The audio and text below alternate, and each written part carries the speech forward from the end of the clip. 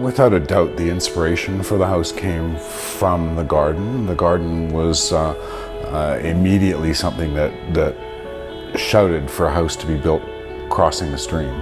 There was an existing structure here. There are still 4 posts down in the family room that would belong to that original structure.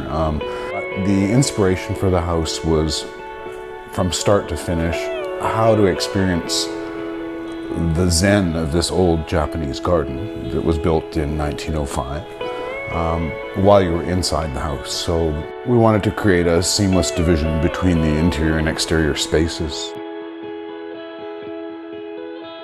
As you approach the property, it's very, very private from the road. There's an old stone wall with a wooden fence that's covered in ivy. People have driven past the property for 30 years, and when they are invited in now, they go, wow, never knew anything like this was behind that fence.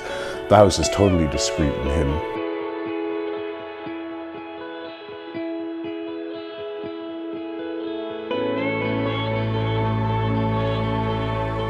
The architect was a very good friend of mine, Alan Boniface. And when he first came into the site, he said, it's just too much all at once to see this beautiful garden, and as we build a beautiful home, it's just going to be too much for your eye. We really need to cloak the entry. So really you don't get to experience the pond and what's beyond the decks until you're up and on the cantilevered bridge and approaching the front door.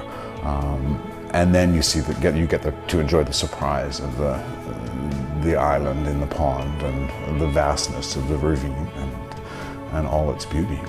It's such an amazing juxtaposition between the street and the zen of this old garden.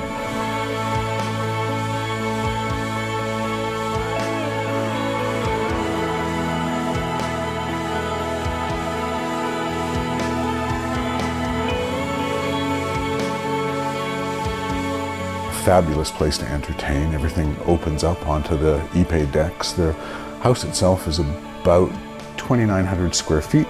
There are about 1,500 square feet of decks, so it really opens up into a larger space when you slide open the nana wall and the big French doors at the front.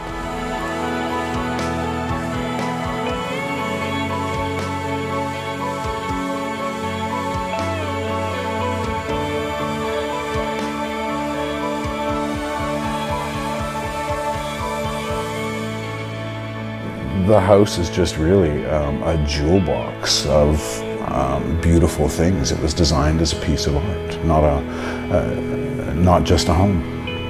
So